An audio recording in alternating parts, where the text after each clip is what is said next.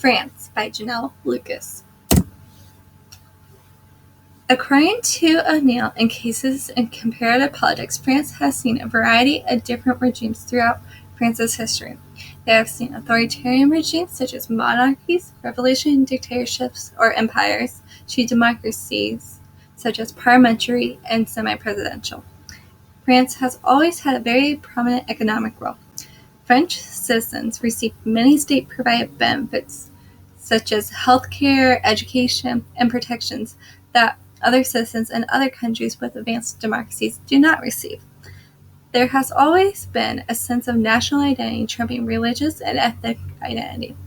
In 1978, France prohibited the census from identifying citizens by ethnicity or race because it is seen as violating the principle of equality. France has also had a very strong post in foreign policy after World War II in the efforts of unifying European politically and economically. The alliance France has made and kept with Germany has been a crucial component in forming and expanding the European Union. As I was reading the chapter case about France, there were many different topics that I thought might be interesting to research, such as economy or foreign relations and policies. The one, though, that I always found myself going back to and thinking about was the amount of riots and terrorism France has seen in previous years.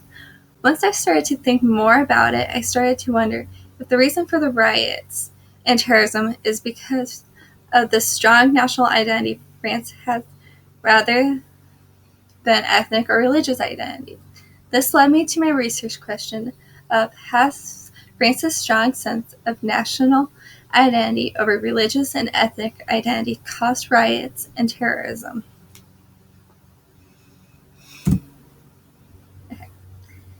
In 2010, 4.7 million Muslims were living in France alone. This translates to Muslims making up 7.5% of the population in France, which is also the highest population in Western Europe. To put this population of Muslims into perspective,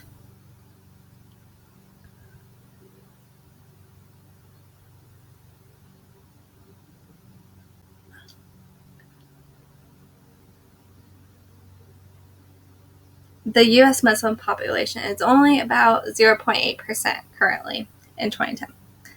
About 15% of the Muslim population alone is expected to live in Paris.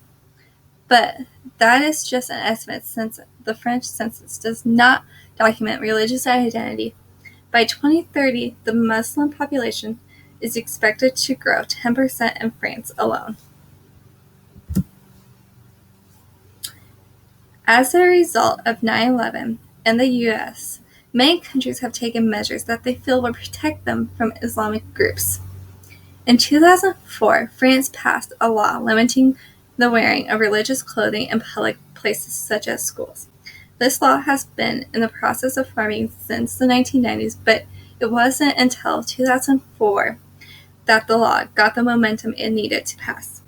Later in 2011, under Nicolas Sarkozy's presidency, the ban of full-face Islamic veil in public places was put in place. Neither of these two laws specifically talk about Islamic clothing, but through what these laws are prohibiting, Muslims are feeling a target on their back.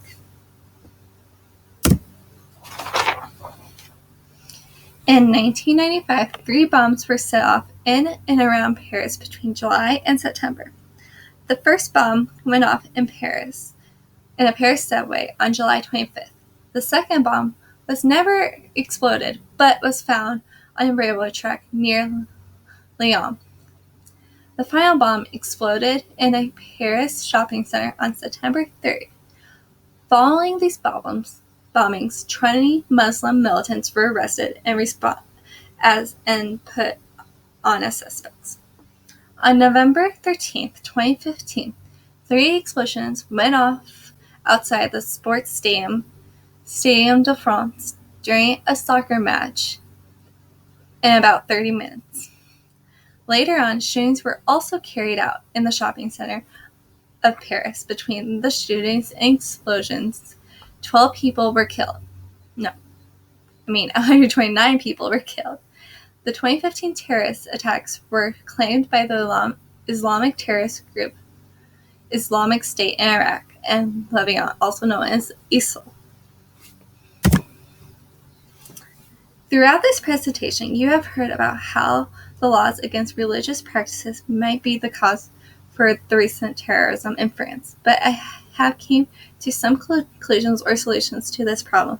The first thing is finding ways to integrate this new population into French mainstream society. The laws that make Muslims feel targeted need to be eliminated as well, such as the laws prohibiting wearing of religious clothing in public places. Finally, there needs to be some sort of policies put in place where it is okay to practice your own religion like there is in the U.S. Thank you for listening.